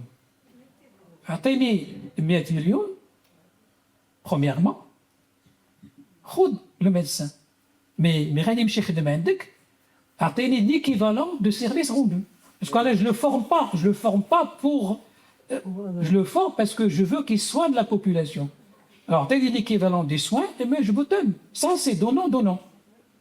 Mais quand il vient, et là on voit des gens pour dire « Ah, vous allez voir la belle vie, vous allez voir machin, etc. etc. » Excusez-moi, la belle vie, c'est loin d'être la belle vie. Hein. Moi, j'ai des étudiants qui sont partis là-bas pour manger et font des gardes au niveau des urgences. Mais bon, je ne vais pas rentrer dans le détail. Ça, voilà. Les laboratoires, la même chose. Un manque énorme de laboratoires. Vous avez l'impression qu'il y a beaucoup de laboratoires à Casa. Vous allez à Mohamedia, il n'y en a pas. Vous allez à Walidia, c'est une belle ville, hein, Walidia, la plage, une tour, la lagune, des huîtres, c'est magnifique. Il n'y en a pas. Il n'y en a pas. Non. Non, les huîtres apportent du magnésium, mais ils n'apportent pas de contraire. Non, c'est pas ça. Donc, quel est le problème? Pourquoi je vous parle de ça? Je parle de ça, je ne suis pas en train de faire de la politique de la santé. Je parle de ça parce que pour diagnostiquer une épidémie, si vous n'avez pas de laboratoire, vous ne pouvez pas diagnostiquer une épidémie. C'est pas possible. Moi, j'étais dans le comité technique de Covid, et à un certain moment, on voyait arriver des chiffres. Je peux dire ça maintenant parce que c'est du passé, de la file de fesses, et on nous disait 3 cas, 5 cas, 10 cas par jour. C'est pas possible. Je connais Fès parce que j'ai ma soeur qui habite là-bas et j'ai plein de familles. Je téléphone à ma soeur et je lui dis mais non, c'est pas ça. Et en fait, qu'est-ce qui était le problème? C'est qu'à Casa, tout le monde pouvait faire les PCR dans les laboratoires et là-bas, il y avait un laboratoire qui faisait la PCR. Donc, comment voulez-vous déclencher une observation, je vais dire ça comme ça, ce qu'on appelle là une enquête épidémiologique, si vous ne pouvez pas avoir un laboratoire qui va détecter la maladie et vous dire attention, il y a un problème dans cette région, Je crois que c'est très important, on doit réfléchir à ça. On est en train de recruter des biologistes, etc., de former des biologistes, etc.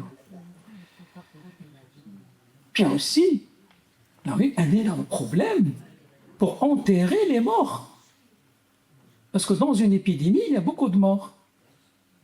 Et vous imaginez, si on avait autant de morts que, par exemple, en Inde ou là, même en Égypte, on allait enterrer tout le monde. Elle est déjà pleine. Et ça, c'est très important en termes de stratégie. Il faut acheter des centaines et des centaines de hectares pour pouvoir enterrer. Nous enterrez-vous déjà, hein, parce que moi, j'ai 68 ans, donc je m'apprête à prendre le train, les derniers trains. Donc, c'est très important. Donc, je crois qu'il y a beaucoup de choses. Ça, de quoi je vous parle de ça? Parce que c'est ce qu'on a appris de l'épidémie. C'est ça, les conséquences, si vous voulez, de l'épidémie. Et puis, bon, ça, je l'ai parlé de ça. Les stocks stratégiques. Je vous ai parlé qu'est-ce que l'État est en train de faire. Mais il y a un problème de changement de comportement. Vous avez vécu avec l'eau, moi je rigolais, parce que moi j'étais isolé pendant 3 ans dans un appartement, parce que j'étais toujours en contact, je n'avais pas le droit d'aller voir ma famille, j'étais en contact par téléphone. Et je rigolais quand je voyais dans les infos des femmes qui poussaient les caddies pleins d'eau d'Alone. C'est pas possible. Il a acheté 200 bois. Mais qu'est-ce qu'il s'est fait avec d'Alone? Elle va se périder. Et ça, c'est très important d'apprendre aux gens. Premièrement, c'est bien de faire les stocks stratégiques, mais faites les stocks stratégiques de choses qui sont nécessaires. C'est ce que faisaient nos parents, de blé, de maïs, d'orge, etc. Je parle des grands-parents, etc. Et pas Et puis, une chose qui est très importante qu'on a appris, est-ce que c'est nécessaire Ça aussi, on l'a appris, c'est très important. Est-ce que c'est nécessaire? Et d'ailleurs, les études qui ont été faites à ce moment-là ont montré que le comportement d'achat des gens a complètement changé. Bon, les gens n'étaient plus intéressés par les sacs à 30 000, 40 000, 60 000 dirhams. Ils étaient plutôt intéressés par autre chose, par acheter un respirateur, une source d'oxygène et la laisser à la maison en cas de nécessité. Voilà. Donc, je crois que c'est important d'apprendre aux gens qu'il faut se préparer, mais se préparer avec l'achat d'eux. Alors, les autres conséquences, on le sait, la tension financière, etc., la pénurie, moi j'ai parlé des pénuries des personnels, de retard dans les soins, etc. Je ne sais pas combien, je ne sais pas à quelle heure je suis parti. Je peux. Il y a aussi quelque chose de très important, c'est qu'il ne faut pas laisser trop les gens, en cas d'épidémie, ça on l'a appris, il ne faut pas laisser trop les gens parler de n'importe quoi. Parce que vous avez vécu avec nous tout ça, aussi bien chez nous, à la télé, qu'en Europe, etc. Des scientifiques, des professeurs. Le premier venait à midi, il vous dit, il faut mettre les masques. Et puis à 20h, il y a un autre professeur, il vous dit, le masque, il ne sert à rien. Mais quand même, il faut canaliser, c'est important. D'ailleurs, il y a une science, Madame Tahiri certainement connaît ça. Maintenant, nous, on travaille dans le cadre du ministère de la Santé sur un autre... C'est ce qu'on appelle l'infodie. Il y a une épidémie des trucs de médias, de mensonges ou pas mensonges, etc., qui accompagnent toujours les épidémies. Maintenant, depuis, d'ailleurs, on fait très attention. La preuve, c'est que, par exemple, moi, j'ai géré dans le même cadre, toujours dans le cadre du centre des urgences épidémiologiques, une épidémie de rougeole. On n'avait pas entendu parler de... J'ai jamais été sur les plateaux de télé. On a géré ça, etc. On a traité...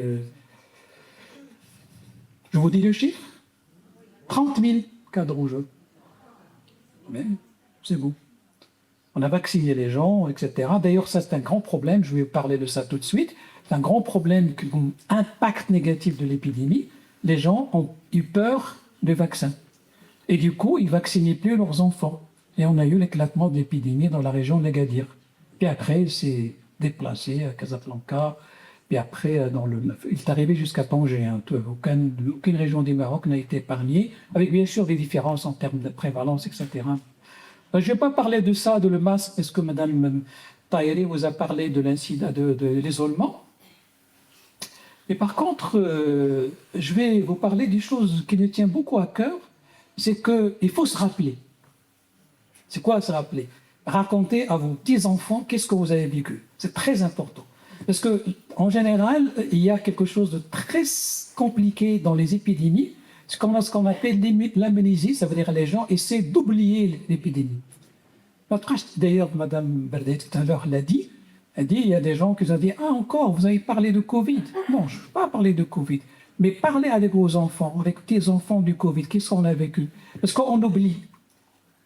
Cette photo date de 1916-17. Ça, c'est l'épidémie, ce qu'on appelait la grippe espagnole. Il n'avait d'espagnol que de nom. C'est une épidémie mondiale. Espagnole. Et toutes les personnes, ils mettaient des masques. Tout le monde mettait les masques. Les hôpitaux étaient pleins, craqués. D'accord? Mais on a oublié. Et quand on a vu au cours du Covid les gens mettre des masques, qu'est-ce que c'est ça? C'est pas normal, j'étouffe, etc. Donc parler, c'est très important. Parler avec vos enfants, avec les enfants, c'est épidémie pour qu'on n'oublie pas. Bon, les disparités sociales, moi j'ai parlé des zones d'enseignement public, etc. Je ne sais pas si on a des architectes parmi nous ou des urbanistes. Un des gros problèmes qu'on a rencontrés, moi d'ailleurs je l'ai évoqué une fois dans la réunion, les gens ils disaient, c'est qu'on n'était pas malheureusement préparés pour isoler les gens. On allait voir dans les quartiers, etc. On disait, c'est pas possible, qu'est-ce que vous êtes en train vous êtes en train de rêver? Isoler, vous demandez de m'isoler. Bon, je ne sais pas si vous connaissez la réplique de Adi Jumel. Oda Ouhida. Ça qu'elle fait wow, mot, je ne sais pas, vous connaissez, hein, chef, une personne, il lui dit, oui, c'est qu'elle fait. دار كامل مخليها وانت ساكن في وحده غرفه كذا دار كلها غير غرفه وحده. Donc c'est ça le problème, c'est ce qu'on a trouvé et on était obligé de mettre les gens dans des hôtels. Tous les hôtels de Casablanca ont été réquisitionnés. Heureusement, les hôteliers étaient très gentils avec nous, etc. Et puis ils ont permis de loger des gens, etc. En isolement, hein, ce n'étaient pas des malades, en isolement, parce qu'on ne savait pas qu'est-ce qu'allait devenir malade ou pas malade, etc. Et ça, c'est important. Il faut, premièrement, repenser la ville en général, quel que soit, qu'il soit Casablanca, Jedida ou la Fès, en fonction, bien sûr, en termes d'accès, c'est très important. Système de santé, etc. Et surtout en termes de possibilités d'isolement, etc. C'est très important. Il y a eu un impact très négatif sur la pratique des médecins. On a perdu plus que 140 médecins marocains qui sont morts pendant la Covid. Moi, j'ai perdu des amis qui étaient professeurs de médecine. Vous savez, les professeurs de médecine, parmi eux, qui est la première professeure femme chirurgienne au Maroc, qui est morte malheureusement avec Covid. C'est triste. Pardon? Oui, c'est triste, c'est moi-même. Moi, je ne vais pas citer tous les noms, mais ça nous a énormément impacté. Moi, la seule chose qui m'a énormément impacté, c'était ça. Parce que c'était... C'est pas que j'étais insensible à la douleur, etc., à la mort des autres, mais c'était des gens que je voyais tous les jours, qu'on voyait, etc., avec qui on a grandi, on était à la fac ensemble, etc., etc., à la fac ensemble pour enseigner. Et puis un jour, on nous dit, voilà. Donc, je crois que c'est important. Bon, l'épidémie de la rougeole, j'ai parlé de ça. Alors, je vous parle de... C'est la dernière chose avant de parler un petit peu du vaccin. Bon, le vaccin, c'est 5 minutes. Alors, est-ce que c'est fini? Non, c'est pas fini. Malheureusement. Pourquoi? Parce que chez certaines personnes, et on ne comprend pas, on a des théories, hein, je ne vais pas vous parler de toutes les théories, chez certaines personnes, il y a encore des symptômes de Covid. Il y a des gens qui sont encore déprimés, il y a des gens qui sont encore... Mais ça, c'est pas récent. Nous, on le connaissait en tant qu'infectiologue, il y a pas mal de maladies qui donnent ça. Epstein-Barr virus, CIB, etc. Il y a pas mal de maladies qui donnent ça. Mais c'est la première épidémie où on a le Covid, là. Ça veut dire que le malade, il traîne cette fatigue, ce brouillard cérébral, ce qu'on appelle, nous, le manque d'adaptation. L'effort, il est épuisé, il est essoufflé. Tout est une autre épidémie qui est en train de s'installer. Mais ce qui m'inquiète, moi, le plus, c'est l'épidémie de démence qui est en train d'arriver. Parce que le Covid, il va automatiquement donner une épidémie de démence. Ça a été démontré par beaucoup d'équipes européennes. Ils ont fait ce qu'on appelle, nous, un PET scan avec machin, etc., couplé à l'IRM, machin. Et ils ont vu que quand on fait Covid, en général, on a des zones de cerveau qui ne travaillent plus, qui sont au repos. Et c'est là où intervient ce que vous a dit Madame Tahir. La vie sociale, le sport, c'est très important. Bon, il y a autre chose, on n'a pas beaucoup parlé de l'intelligence émotionnelle, mais je ne vais pas détailler. Aimez les gens. Aimez les gens. Si vous aimez les gens, vous n'allez jamais être isolé, vous allez éviter la démence. C'est très simple. Mais si vous n'aimez pas les gens, automatiquement, vous allez souffrir. Voilà. Alors maintenant, les vaccins. Je sais, la grande question, est-ce que les vaccins ont entraîné des effets secondaires? Ça va de soi. Qu'est-ce que c'est un vaccin? Vous introduisez un corps étranger pour protéger un individu contre une maladie. On a été tous vaccinés. Moi, je suis né en 57. Depuis 57, je prends des vaccins. Les derniers, j'ai pris en 84 contre l'hépatite virale B. Et bien sûr, comme vous, bon, j'étais vacciné 3 fois contre la Covid. 3 fois, oui. 3 fois contre la Covid. Ah non, c'est votre... voilà. Est-ce que les vaccins ont été utiles? Bien sûr, ils étaient très utiles pour éviter les morts inutiles. Parce que finalement, c'était éviter les formes graves. C'est très important à dire. Comment ces vaccins qui sont des corps étrangers, comment notre corps répond à ce corps étranger, il va mettre l'immunité en veille, c'est-à-dire qu'il va se réveiller l'immunité, il va essayer de se défendre, donc il y aura beaucoup d'immunité. Bon, c'est ça le problème de l'effet secondaire du vaccin. Prenez n'importe quel vaccin, ça peut réveiller votre immunité d'une façon exagérée. Si vous êtes prédisposé à faire une maladie infectieuse, vous allez sortir la maladie, une autre maladie, une maladie auto-immune par exemple, vous allez sortir cette maladie. Alors je vous rassure, hein, on est tous prédisposés, si vous êtes toujours tous là, si vous êtes nés, quand on naît, on est prédisposé à faire une maladie, au moins une. Souvent, on est prédisposé à faire une dizaine. Okay? Donc, si vous êtes prédisposé, je dis n'importe quoi, à faire une thyroïdite, votre thyroïde ne va plus fonctionner. Si vous injectez n'importe quel vaccin, ça peut réveiller cette auto-immunité et la thyroïde, elle va se mettre au repos. Et vous prenez le fameux lévothyrox. Ça, c'est normal. Et les gens, ils s'étonnaient. Moi, j'ai des médecins qui me disaient « Ah, j'ai fait une hypothyroïdie, une thyroïdite Hashimoto, ce qu'on appelle une inflammation de la thyroïde, pour pas compliquer la vie. J'ai fait, ma surrénale s'est arrêtée. » Ça, c'est normal. Tout corps étranger qui est introduit dans notre corps, y compris le pain qui peut donner un cancer. Oui. Quand vous mangez beaucoup de pain, vous finissez par faire une stéatose hépatique, la stéatose se complique par une cirrhose et la cirrhose se complique par le cancer. Voilà. Non, je ne dis pas arrêter de manger du pain. Mangez du bon pain, mais en petite quantité. OK? Alors maintenant, est-ce qu'il y a des effets secondaires du vaccin lui-même, en dehors de cette histoire d'auto-immunité? Oui. Il y a eu des gens qui ont eu des douleurs, il y a des gens qui ont eu des zoonoses, des gens qui ont des herpès, etc. J'arrive, madame, au paralysie, ne vous inquiétez pas. Moi, je suis un scientifique, hein, je ne vais pas défendre D'accord. Les paralysies. Alors, les paralysies, c'est quoi? Des paralysies, parce qu'on ne vous a jamais expliqué qu'est-ce que c'est une paralysie. Parce qu'on vous a dit, c'est comme ça qu'on vous explique la paralysie faciale. المهم ما قلت لا عيشه ولا حمو انا قلت ريجي c'est quoi la paralysie faciale madame? La paralysie faciale, c'est une réactivation d'un virus qu'on a tous dans le corps. C'est un herpès, on est contaminé à l'enfance, il reste dans notre corps, quand elle s'expose au froid, ça peut réactiver. Et puis ça paralyse le nerf. Je ne parle pas de la paralysie de l'accident vasculaire cérébral, c'est autre chose. Je parle de la paralysie faciale, ce qu'on appelle nous, le froid. C'est tout. Donc c'est un virus. Mais il y a aussi l'autre paramètre. Oui, bien sûr. Mais le problème, c'est quoi? C'est que quand vous injectez un corps étranger, je répète encore moi, l'immunité, elle est là, etc. Et ça peut réactiver pas mal de choses dans le corps.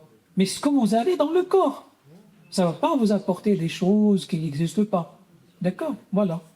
On a une chose pour laquelle, bien sûr, il y a beaucoup d'écrits, mais qui est sûr, il y a beaucoup de la recherche aussi, c'est le problème des thromboses avec l'AstraZeneca. Ça, c'est une réalité. On n'a pas très bien compris qu'est-ce qui s'est passé. Malheureusement, un des vaccins, il a entraîné des effets secondaires qui n'étaient pas du tout attendus. On n'a jamais vu ça, des thromboses après l'injection de vaccin.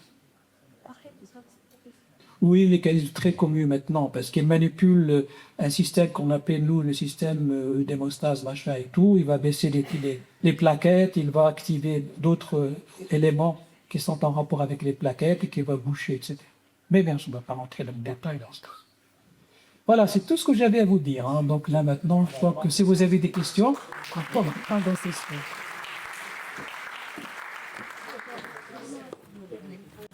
Merci beaucoup pour votre intervention extrêmement enrichissante et merci beaucoup d'avoir partagé avec nous votre expérience. Alors, je pense qu'on va passer déjà aux questions avant la conclusion. J'imagine qu'il y a plein de questions. Là, je sais qu'il doit y avoir beaucoup de questions, mais ils ont tous les deux été très, très clairs. Alors, il n'y a pas de questions, tout est... Allez-y. بلاش يكون خارج. اليوم دكتور شكيب. Merci docteur Shakib, merci Madame Tahirips et merci Kinsir et à tous mes amis. Excellente conférence, excellente présentation.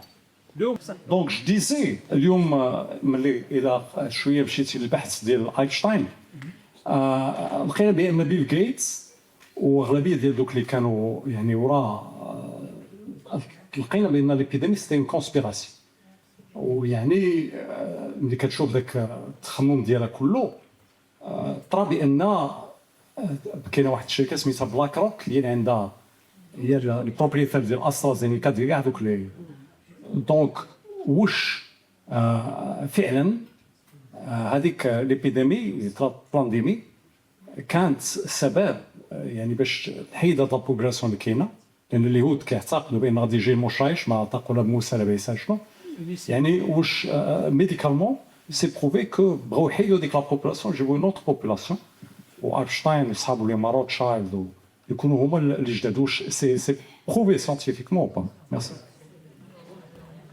Une autre question, s'il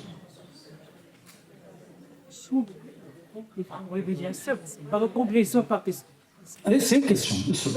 On répond question par question. Merci. Alors, c'est très simple, hein, je vous réponds scientifiquement.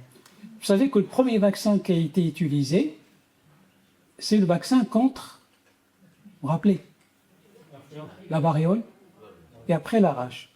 Okay. La rage. Le premier vaccin, c'était 18e siècle, hein, fin 18e siècle. Vous savez ce qu'on a fait après? Moi, j'ai magnifique parce que c'est pas peut-être un jour il ferait une conférence là-dessus, parce que j'enseigne aussi l'histoire de la médecine. Les gens, ils ont fait des caricatures montrant que des gens qui ont été vaccinés, ils ont par la suite développé des têtes comme les têtes de veau. Et les présentaient comme ça. Et puis, ils ont développé des mains comme les mains des veaux, le fracche, etc., etc. L'histoire de complot existe depuis le début de l'éternité, hein, depuis le début de l'humanité, pardon, depuis de l'humanité. Alors maintenant, il y a beaucoup de choses qui ont été dites sur Epstein, sur trucs, etc. Cette histoire de juifs, non-juifs, c'est très connu dans la science. À tel point que, par exemple, dans l'épidémie de la peste qui a disséminé un tiers des citoyens de l'Europe, les premiers qu'on a accusés, on a dit « Ah, c'est les juifs ». Parce qu'ils font du commerce, etc., machin et tout. Et on a commencé. C'est pas les juifs, c'est une bactérie qui vit dans un rat. C'était les bateaux qui apportaient, etc., qui apportaient, transportaient les rats, qui amenaient la peste. Moi, ce que je comprends pas, c'est comment les gens réfléchissent. Là, on comprend qu'il n'y a pas de limite entre l'imagination, la création et la folie. Non, mais c'est prouvé par rapport à Einstein, mais aussi, c'est en fait bizarre que le Covid se soit arrêté avec la guerre ukraino-russe. Là, c'est toujours la Covid, et c'était arrêté tout bêtement. Tout bêtement. Mais on avait comme... Oui, la phrase. Laissez-moi terminer ma phrase. La Covid s'est arrêtée tout bêtement parce que le virus est devenu gentil. Parce que le virus est devenu gentil. L'État, il a fait tati. C'est devenu gentil. La peste, c'est pas. C'est arrêté pourquoi? Parce qu'il y a eu une mutation génétique qui a permis d'arrêter la transmission de la maladie. C'est tout. Alors, tout le monde qui m'a dit que c'est-à-dire PGN, non, mais on peut répondre aux questions. Donc, ça n'a rien à voir avec avec l'Ukraine, avec la guerre, etc. Voilà.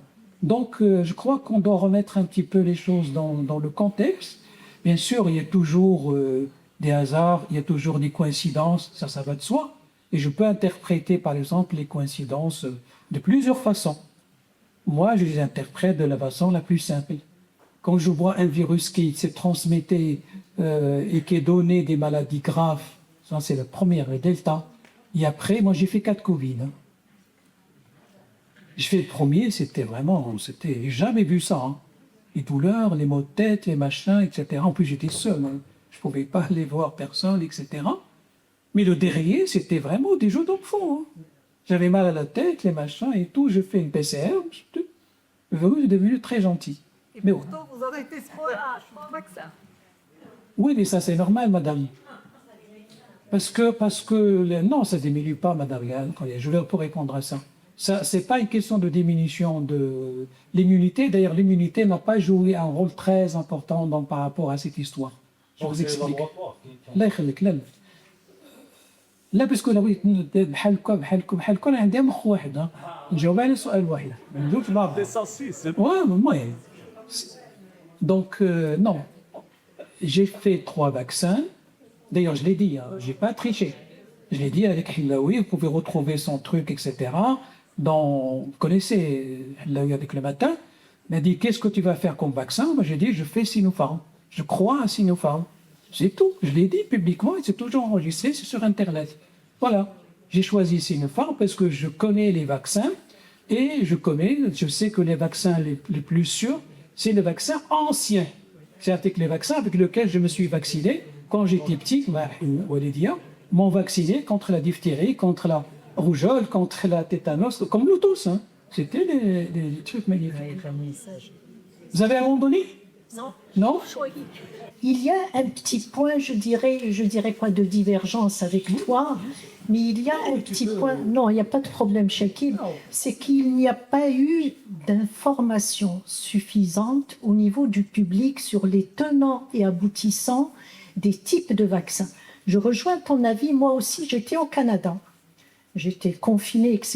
Je me déplaçais pour faire Sinopharm, qui n'était pas reconnu au Canada et j'ai énormément souffert. Pourquoi? Parce que, comme toi, Shakil, c'était un vaccin de virus atténué qui est une technique vieille comme je ne sais pas combien.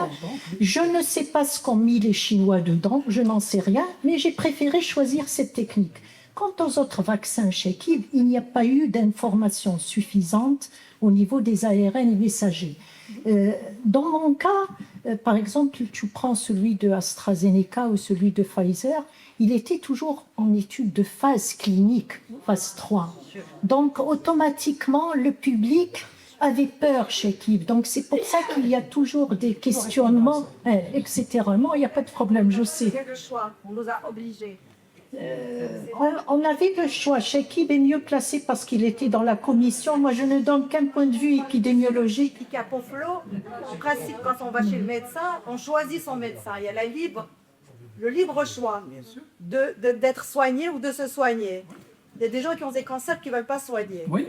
C'est une libre Bien sûr, liberté. Oui. Le problème, c'est que le monde entier, et l'OMS en tête, ont obligé les populations. Parce qu'on n'était pas dans le monde idéal. C'est ce que je disais tout à l'heure. Quand vous êtes en dehors de l'épidémie, vous pouvez aller voir le médecin que vous voulez. Mais quand moi je vous ai expliqué, il n'y avait pas de médecin, il n'y avait pas de lit d'hôpitaux, il n'y avait pas de lit dans le cimetière. Je ne vais pas laisser les gens choisir. Je dis, moi je passais tous les jours dans les médias, tous les jours. Je n'étais pas sur 2M, j'étais sur la Une, sur Média TV. Non, c'est pas une question de connaissance, madame. Je vous jure que ça a esquinté ma santé. Et puis un connard qui vient un jour qui me dit, mais espèce d'idiot, quand on passe à la télé, on ne paye pas. Mais c'est la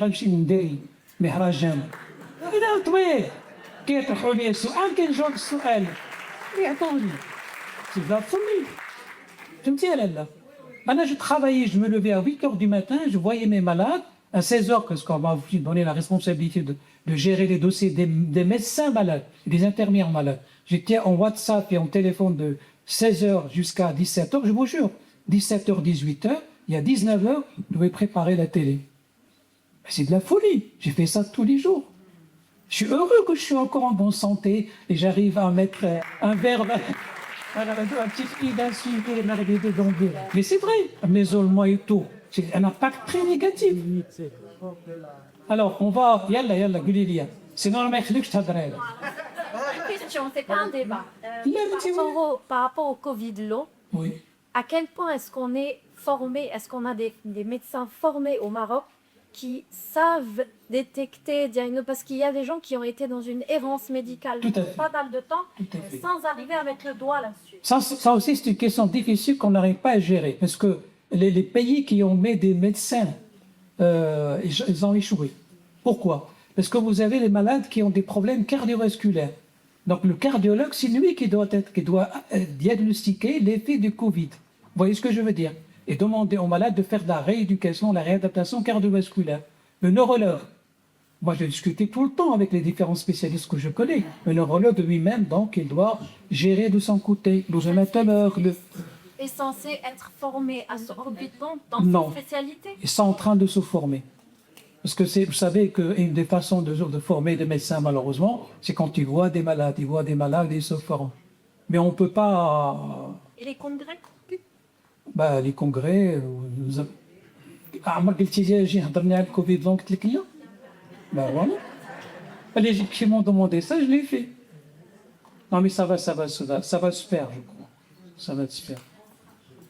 Excusez-moi, je voulais que ça apporter une précision. Le citoyen n'avait pas le choix sur le type de vaccin maintenant, parce que j'en ai fait l'expérience et j'étais pour Sinopharm, pour moi, ils m'avaient la. Et ils ont imposé, d'ailleurs, il y avait même des messages par radio qui disaient que quand on a fait un Sinopharm, le deuxième devait soit AstraZeneca, soit la Pfizer. Moi, je vous dis ce qu'il en est, parce que moi, je suis déçu. Mais le fait qu'on ne vous a pas laissé choisir, je peux être d'accord avec vous. Je vous explique pourquoi. Parce qu'on était en pénurie de vaccins dans le monde. Et les gens, il y a beaucoup de gens qui sont morts parce qu'ils n'ont pas reçu le vaccin, parce qu'il n'y avait pas de vaccin dans leur pays. Là, c'est sûr. Voilà, j'ai eu des Français, des Belges, qui après ils ont pris les avions, etc., de cette péchouée, chez comme les vaccins. Il y avait pas parce qu'il n'y avait pas de vaccin à un moment. Je parle bien sûr de la deuxième saison, hein, parce que la première personne que j'ai quelque chose, que j'ai quelque chose. Alors maintenant, la deuxième chose, n'a jamais ça. La dame, j'ai jamais vu ça. Celui qui a été fiévreux, lui peut-être deuxième j'ai pas faudra chez les autres, déjà je suis là. Moi, j'ai coupé la Corée. Regarde. Maintenant, est-ce qu'il y a peut-être un avis, etc., mais qu'il y a pas de qualité de sauce, ça je sais. Bon, c'est bon. Merci beaucoup, professeur Chakid. Merci, professeur Taheri. Alors, pour conclure, tout cela nous rappelle que la santé physique ou mentale ne dépend pas seulement des facteurs biologiques. Les relations sociales et le soutien mutuel sont essentiels à notre bien-être. L'isolement, le manque de lien ou de soutien peuvent affecter la santé autant que n'importe quelle maladie biologique. Comme le souligne le médecin et sociologue Rudolf Virchow, la médecine n'est pas seulement une science de la maladie, mais aussi une science sociale. Alors, n'oublions jamais que nos relations, notre lien avec les autres sont aussi vitaux que nos soins médicaux. Nous savons donc ce qu'il nous reste à faire. Cultivons les liens, tendons la main, veillons les uns sur les autres et souvenons-nous que la chaleur humaine est elle aussi un puissant remède. Jamais un virus ni un vaccin n'avait autant divisé le monde.